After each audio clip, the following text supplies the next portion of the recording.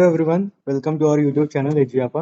हम लोग chapter number 4 के सेकंड पार्ट की तरफ चलेंगे क्योंकि जस्ट काफ़ी लंबा चैप्टर हो सकता था, इसलिए मैंने चैप्टर नंबर 4 को 2 पार्टों में कंप्लीट किया है। तो ये आपका सामने इंट्रोडक्शन टू ऑप्शंस हम लोग पढ़ रहे थे। अगर आप अभी इस वीडियो पे डायरेक्ट आए हैं तो प्लीज़ पिछले वीडियो को रेफर करिएगा, उसके बाद ही यहाँ पे आइएगा।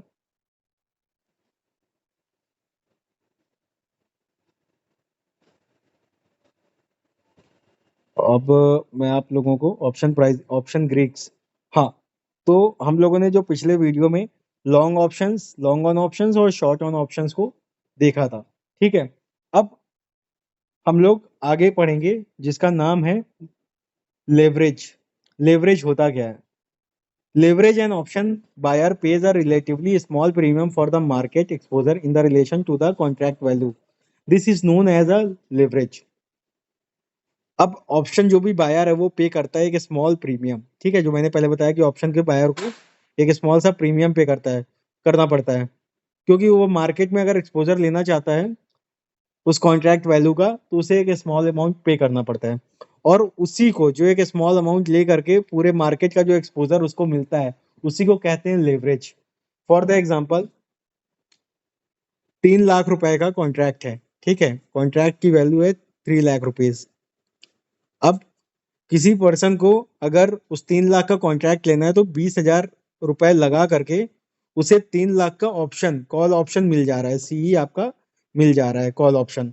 तो 20,000 रुपए में उसको जो मार्केट का एक्सपोजर मिला, मतलब 3 लाख रुपए का जो आपको कॉन्ट्रैक्ट मिल गया, कॉन्ट्रैक्ट पर राइट टू बाई मिल गया है, तो यही जो एक्स्ट्रा मार्जिन मिल रहा है उसको, मतलब कि 20,000 रुपए देकर को जो उसको 2,80,000 रुपए का जो एक्सपोजर मिल रहा है, उसी को लेवरेज कहेंगे। क्लियर है? जो एक्स्ट्रा एक्सपोजर उसको मिलता है उस कॉन्ट्रैक्ट का, एक छोटे से पर्टिकुलर अमाउंट को दे करके, वो आपका लेवरेज कहलाता है। Leverage also has a down side implications. If the underlying prices does not rise or fall as anticipated during the lifetime of the option, leverage can magnify the investment percentage loss. Option offer their owners a predetermined set risk.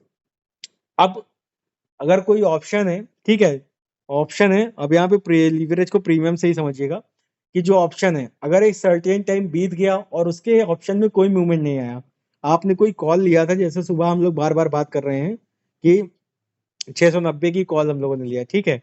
अब पूरे एक महीने तक जो Tata motor वो 680 से 684 के बीच ही घूमता रहा, ना ऊपर गया बहुत ज्यादा, ना नीचे गया। तो जो टाइम वैल्यू ऑफ मनी है, उसकी वजह से वो जो आपका प्रीमियम है, लेवरेज जो आपका प्रीमियम है, वो डाउन होता जाएगा और धीरे धीरे एक टाइम के बाद वो प्रीमियम उसका जीरो हो जाएगा। तो यही है आपका अंडरलाइन प्राइस के ना बढ़ने से या नीचे जाने से आपका जो लाइफ टाइम ऑप्शन है उसकी वैल्यू कम होता चली जाती है, ठीक है, जिसकी वजह से आपको लॉस होता है।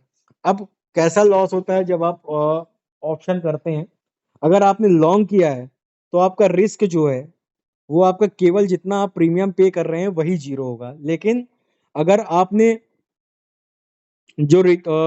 शॉर्ट किया है अगर, तो उसमें जो आपका लॉस है वो लॉस अनलिमिटेड होगा। मतलब कि जिस भी रेंज तक जाएगा वहां पे उस रेंज तक, क्योंकि प्रीमियम खाने के लिए सेलर ने सेल किया है, और अगर उसका जो प्राइस है उस प्राइस को अगर उसने पार कर दिया, सपोज करिए कि 690 का कॉल किसी सेलर ने बेचा है, ठीक है। अब किसी सेलर ने बेचा है और इसका जो प्रीमियम चल रहा था वो 50 रुपए चल रहा था। अब जो ऑप्शन को जिसने सेल किया है उसको मैक्सिमम प्रॉफिट कितना होगा? 50 रुपए के हिसाब से प्रीमियम उसको मैक्सिमम प्रॉफिट होगा, क्योंकि उसने सेल किया है। तो जब टाइम टू टाइम वो जीरो हो जाएगा तो वो 50 रुपए पूरा उसकी जेब में चला जाएगा। अगर वो कॉल उसके फेवर में नहीं गई, मतलब 690 को डायरेक्शन को वो क्रॉस करके 700 रुपए 730 रुपए होगी सपोज करिए, या 730 रुपए पहले ही चली गई, ठीक है। तो ऐसी कंडीशन में उसको एक्सपायरी की डेट तक 30 रुपए ये और 1 रुपए, मतलब 40 रुपए का उसको नुकसान हो जाएगा उस प्रीमियम का, जो उसको अपनी जेब से देना पड़ेगा। तो ये जो अब ये 730 रुपए से हो करके ये कल को ये 800 रुपए भी जा सकती है। तो मतलब 130 रुपए मल्टीप्लाइड बाई जो भी आपका प्राइस है, सॉरी हाँ 130 रुपए 800 रुपए अगर हुआ तो ये आपका 110 रुपए हुआ, सॉरी 690 को हुआ, 110 रुपए मल्टीप्लाइड बाई जितनी क्वांटिटी है उस कॉन्ट्रैक्ट की, इतने का लॉस हो जाएगा। मतलब लॉस अनलिमिटेड है, 800 भी जा सकता है अगर शेयर, और शेयर बढ़ के और आगे चला गया तो जो सेलर है, सेलर को बड़ा नुकसान हो सकता है, उसके नुकसान की जो लिमिटेशन है वो अनलिमिटेड तक है। तो अब रिस्क या लॉस की बात करें तो लॉन्ग करने वाले का प्रीमियम जो है जितना पेड किया है केवल उतने ऑप्शन के प्रीमियम के बराबर लॉस होगा, लेकिन जिसने शॉर्ट किया मतलब सेल किया है उसका जो लॉस है वो अनलिमिटेड होगा। वहीं आपका रिटर्न या प्रॉफिट की बात करें तो लॉन्ग की भी कोई लिमिट नहीं है, अगर उसने किसी ने कॉल 690 का लिया है तो उसका प्राइस कहीं तक भी जा सकता है, कोई लिमिटेशन या कोई कैपिंग नहीं है कॉल वाले के लिए जो बाई कर रहा है। अब वही जो बाई जो आपका सेल कर रहा है तो वो जो मैक्सिमम प्रॉफिट उसको मिलेगा वो उतना ही प्रॉफिट गेन करेगा जितने का उसको प्रीमियम रिसीव होगा जीरो होने तक। जैसे एग्जांपल में हम लोग 50 रुपए लेकर के चल रहे हैं, ठीक है। यही चीज है कि आपका जो ऑप्शन बाई करता है उसका रिस्क जो होता है वो केवल प्रीमियम तक होता है, प्रीमियम के आगे कुछ नहीं। लेकिन अगर ऑप्शन कोई सेल करता है तो जो उसका रिस्क होता है वो अनलिमिटेड होता है। वही आप रिटर्न या प्रॉफिट की बात करें तो लॉन्ग वाले का अनलिमिटेड होता है और शॉर्ट वाले का आपका केवल प्रीमियम रिसीव तक। ये इंपॉर्टेंट क्वेश्चन है, ये डायरेक्ट क्वेश्चन आपके एग्जाम में आएगा तो इसे ध्यान रखिएगा। ठीक, अब आगे बढ़ते हैं। There are 5 fundamental parameters on which option price depend. कौन कौन से? Spot price of the underlying asset, spot price के वैल्यूएशन पे डिपेंड करता है। स्टॉक प्राइस, स्पॉट प्राइस अगर ऊपर गया किसी स्टॉक का तो ऑब्वियस सी बात है उसके ऑप्शंस भी बढ़ेंगे, और नीचे गया तो उसके ऑप्शन भी बढ़ेंगे, डिपेंड करता है ऑप्शन कौन सा लिया है, कॉल या पुट। ठीक है। Strike price of the option in the money है, एट द मनी है, या आउट ऑफ द मनी है। Volatility of the underlying asset, volatility को मेजर किया जाता है वेगा से, ठीक है, जो अभी हम आगे ऑप्शन ग्रीक पढ़ेंगे। तो जितनी अच्छी वॉलेटिलिटी होगी किसी स्टॉक की या किसी इंडेक्स की, तो उस वॉलेटिलिटी के बेसिस पे आपका ऑप्शंस की जो प्रीमियम है वो डिसाइड किए जाते हैं, और ऑप्शन के प्रीमियम जिसमें ज्यादा सेंसिटिविटी या आपकी वॉलेटिलिटी होती है उसके प्रीमियम ज्यादा हाई होते हैं। टाइम टू एक्सपायरेशन मतलब कि कितनी दिन बाद उसकी एक्सपायरी होनी है, जैसे 1 सितंबर से चालू हो रहा है और 30 सितंबर को सपोज करिए एग्जाम्पल एक्सपायरी है। अब आप 1 तारीख को बाई कर रहे हैं तो कोई सेम स्ट्राइक प्राइस है अगर, तो उस दिन प्रीमियम काफी महंगा मिलेगा। वही आप जब मिड ऑफ द मंथ में 15 तारीख को आप बाई करेंगे तो उसका प्रीमियम हो सकता है काफी कम मिले, क्योंकि टाइम वैल्यू ऑफ मनी जो मैंने आपको बताया था अभी पिछले वीडियो में, टाइम वैल्यू मनी की वजह से ऐसा होता है। और आपका फिफ्थ है इंटरेस्ट रेट। इंटरेस्ट रेट भी आपका फ्लक्चुएशन जब होता है, जब आरबीआई इंटरेस्ट रेट कम या ज्यादा करती है तो उस फैक्टर की वजह से भी आपका जो ऑप्शंस है वो आपका अप एंड डाउन होता है। तो ये सब फैक्टर्स होते हैं, ये फंडामेंटल पैरामीटर्स होते हैं जिन पे ऑप्शन की जो प्राइसिंग है वो डिपेंड करती है। ओके, तो हम लोग आगे बढ़ते हैं, ऑप्शन प्राइसिंग मॉडल के बारे में जानते हैं। ठीक है, इसमें मैं आपको बताना चाहूँगा ये जो सीएफए का टॉपिक है वहाँ पे डिटेल्स में है। यहाँ पे इस प्राइसिंग मॉडल को इतना डिटेल में समझना आपके लिए इतना रेलेवेंट नहीं है। मैं आपको एकदम सिंपल टर्म्स में बता देता हूँ कि ऑप्शन का जो प्राइसिंग मॉडल है कि उसके प्राइस को कैसे डिटरमाइन करना है, तो उसके लिए कुछ मैथमेटिकल कैलकुलेशंस दी गई है, और उसके दो मेथड्स बने हैं। ठीक है, आपके मैथमेटिकल कैलकुलेशंस हैं, मल्टीपल कैलकुलेशंस हैं, और काफी वास्ट है, टाइम कंज्यूमिंग मेथड है एक। और एक कैलकुलेशन जो उन्होंने, जो कि ब्लैक एंड स्कॉल्स मॉडल है, वो तीन आपके मैथमेटिशियन, तीन इकोनॉमिस्ट ने मैथ उसको मैच किया है और अपना एक कैलकुलेशन बनाया कि ये सारी जो चीजें ऊपर आपके जो फंडामेंटल पैरामीटर्स हैं इन सब चीजों के बेसिस पे वो कैलकुलेशंस कैसे होंगी उसके बारे में बताया गया है, जो कि डिटेल में उसके लिए हम पूरा पूरा चैप्टर पढ़ते हैं सीएफए में। बट यहाँ पे आपके लिए वो बिल्कुल भी रेलेवेंट नहीं है। जो एग्जाम प्रोस्पेक्टिव से आपको जो अपने माइंड में रखना है वो सिर्फ ये रखना है कि आपका क्वेश्चन आएगा कि ऑप्शन प्राइसिंग मॉडल कितने तरीके के हैं, तो उसमें ऑप्शंस दिए जाएंगे आपका ए एंड बी में, आपका बिनोमियल प्राइसिंग मॉडल और ब्लैक स्कॉल्स प्राइसिंग मॉडल, या बोथ ऑफ द अबव या नन ऑफ दिस। और क्या पूछेगा? सबसे ज्यादा टाइम कंज्यूमिंग और सबसे लेंदी जो मॉडल होता है वो आपका बिनोमिनल प्राइसिंग मॉडल होता है। This is very accurate model, लेकिन वो ये काफी एक्यूरेट होता है। तो जब भी आपका केवल शब्दों को, वर्ड्स को पकड़िएगा, बिनोमिनल प्राइसिंग मॉडल मतलब कि एक्यूरेट मॉडल होता है, अपने में, अपने खुद के में एक्यूरेट मॉडल होता है, but also very lengthy and time consuming. मतलब क्या ड्रॉबैक है, ये काफी लेंदी और टाइम कंज्यूमिंग होता है, क्योंकि बहुत मल्टीपल कैलकुलेशंस करनी पड़ती है डे टू डे बेसिस पर। इसलिए जो इसकी कैलकुलेशन होती है वो इतनी डिफिकल्ट होती है और वो टाइम कंज्यूमिंग होती है। तो आपका बिनोमिनल प्राइसिंग मॉडल में दो चीज आपको याद रखनी है अपने एग्जाम के पर्पस के हिसाब से। ये एक्यूरेट मोड होता है, आप एक्यूरेट मॉडल होता है आपका ऑप्शन प्राइसिंग का। दूसरा, ये काफी लेंदी और आपका टाइम कंज्यूमिंग होता है। वहीं दूसरा, अगर आप ब्लैक एंड स्कॉल्स मॉडल की बात करो, ये आपके जो भी इकोनॉमिस्ट हैं उनके नाम पर ये लिखा गया है। यहाँ पे टोटल 3 इकोनॉमिस्ट होते हैं, ठीक है। एक का सब जो टाइटल है ब्लैक होता है और एक का होता है स्कॉल्स। एक और आपके इकोनॉमिस्ट हो उनके बारे में यहाँ पे नहीं लिखा है, बट इनको जो बोला जाता है black and Scholtz model. It is one of the most popular relative simple and fast mode of calculation. मतलब ये जो कैलकुलेशन है ये थोड़ा सा कम लेंदी है, इजी है और फास्ट कैलकुलेटिंग मॉडल है। और ये वैसा नहीं है जैसा कि आपका बिनोमिनल प्राइसिंग मॉडल है जो कि यहाँ पे दिया गया है। It does not rely on calculation bye eternal. और इसकी जो कैलकुलेशन है केवल खुद पे डिपेंड नहीं होती है, मल्टीपल फैक्टर्स पे। जो ये आपके 5 तरीके के जो फैक्टर्स हैं, इनके फैक्टर्स के बेसिस पर ये आपकी डिपेंड होती हैं। तो इसमें आपको सिर्फ ये रखना है कि जो फास्ट और सिंपल जो कैलकुलेशन मेथड है वो आपका ब्लैक एंड स्कॉल्स मॉडल है। उसकी वजह से ऑप्शन का प्राइसिंग मॉडल अलग होता है और बिनोमिनल प्राइसिंग मॉडल की वजह से आपके जो ऑप्शंस की प्राइसिंग है वो थोड़ी सी लेंथी हो जाती है और टाइम कंज्यूमिंग हो जाती है। बट एक्यूरेट आपका बिनोमिनल में मिलेगा। ब्लैक स्कोर्स इजी है, जो जितना इजी होगा उसकी जो आपकी सर्टेनिटी है, एक्यूरेसी है, वो हो सकता है कि उतना कम हो जाए। तो यही डिफरेंस आपका ऑप्शन प्राइसिंग मॉडल्स में है। अब हम आते हैं, ये वही मैंने एक चार्ट कहीं से निकाला और आपको दिया है। इसको आपको जानने और पढ़ने की जरूरत नहीं है। इतनी कैलकुलेशन जैसी चीज आप किसी एक प्रोफेशनल कोर्स के लिए नहीं जा रहे हो, एनआईएसएम के कोर्स के जा रहे हो, तो उसमें इतनी डिटेल्स में नहीं है। तो ये आपका मैंने कहीं से आपके नॉलेज के लिए या आपके अंडरस्टैंडिंग के लिए मैंने बस यहाँ पे डाला है। आप इसको एक बार पढ़ सकते हो, जान सकते हो कि ऑप्शन प्राइसिंग मॉडल दो तरीके के होते हैं आपके, बिनोमिनल मॉडल और ब्लैक स्कोल्स मॉडल। बिनोमिनल में अगर दो टाइम पीरियड है तो आपका ये कैलकुलेशन लगेगा, और मल्टी टाइम पीरियड जो होते हैं, मल्टी पीरियड के अगर है तो उसके अलग कैलकुलेशंस लगते हैं जो कि यहाँ पे नहीं दिया मैंने। और ब्लैक एंड स्कूल्स मॉडल के आपके पर डे बेसिस पे डे 1 डे 2 इस तरीके से पूरे जितने दिन बचे होंगे उसके डे के बेसिस पे आपके कैलकुलेट होते हैं। अब हम आते हैं ऑप्शन ग्रीक्स पे। ऑप्शन ग्रीक्स ये वो चीजें होती हैं जिसकी वजह से ऑप्शंस में चेंजेस आते हैं, ठीक है। और ये दोनों, ये सभी आपके कनेक्टेड होते हैं। हालांकि इसके बारे में जो बहुत डिटेल्स है वो हम लोग नहीं जानेंगे, हम लोग सिर्फ इतना जानेंगे जो हमारे एग्जाम के हिसाब से जरूरी है। जैसे आपका डेल्टा, डेल्टा वो फैक्टर है, the most important of the Greeks is the option delta. This measure the sensitivity of the option. इसको हमेशा टिक कर लीजिए या आप लिख लीजिए, कहीं पर भी एग्जाम में आएगा तो ये वर्ड जरूर आएगा और इस वर्ड से आप पकड़ जाएंगे कि वो कौन सा ग्रीक है।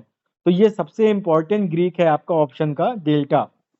डेल्टा क्या करता है, आपके जो चेंजेस हैं उस चेंजेस की जो सेंसिटिविटी है उसकी वजह से वैल्यू में जो भी डिफरेंस आता है आपके अंडरलाइंग चेंजेस होने की वजह से, जो आपका अंडरलाइंग एसेट है उसके चेंज होने की वजह से जो चेंजेस आते हैं प्राइस में, जो फ्लक्चुएशंस आता है, उसी को मेजर करता है, उसी को मेजर करने का काम डेल्टा का होता है।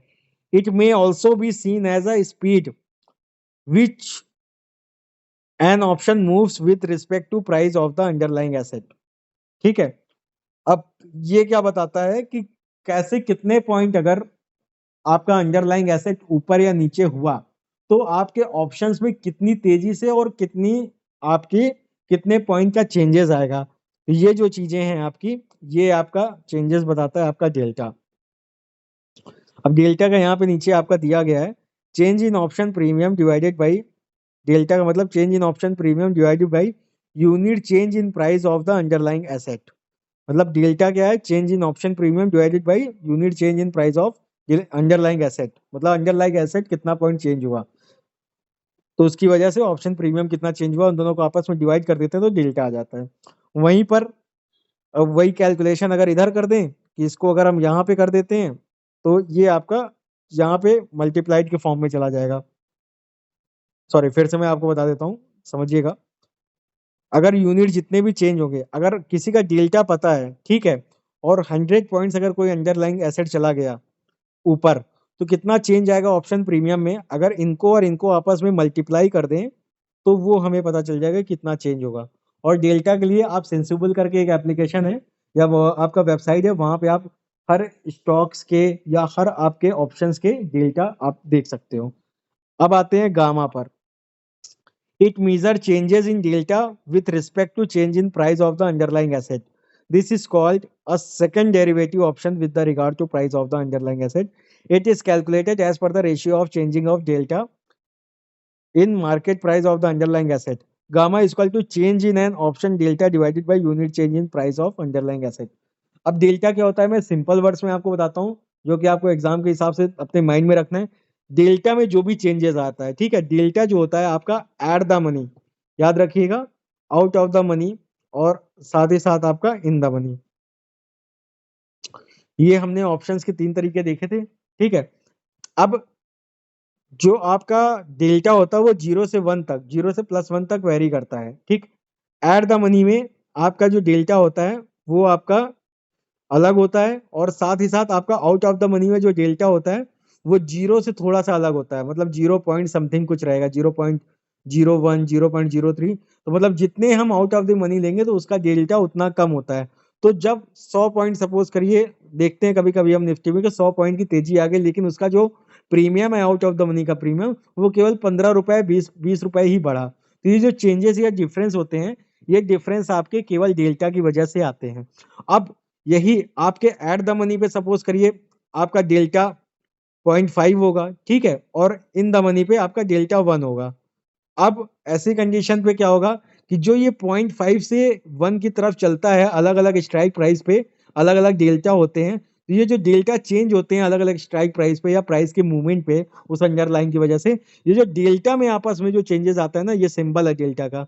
डेल्टा 1 और डेल्टा 2 में जो डिफरेंस आता है, जो चेंजेस आता है मूवमेंट की वजह से, उसकी जो आपकी जो चेंजेस हैं उसका जो मेजरमेंट है, यूनिट चेंज होने का मेजरमेंट, उसको जो मेजर किया जाता है डेल्टा का मेजरमेंट चेंज होने का, वो गामा के थ्रू किया जाता है। मतलब डेल्टा आपका अंडरलाइंग एसेट में प्राइस चेंज होने की वजह से, उसके प्राइस में चेंज होने की वजह से उसके ऑप्शन में कितना चेंज हो रहा है, ये हमें डेल्टा बताएगा।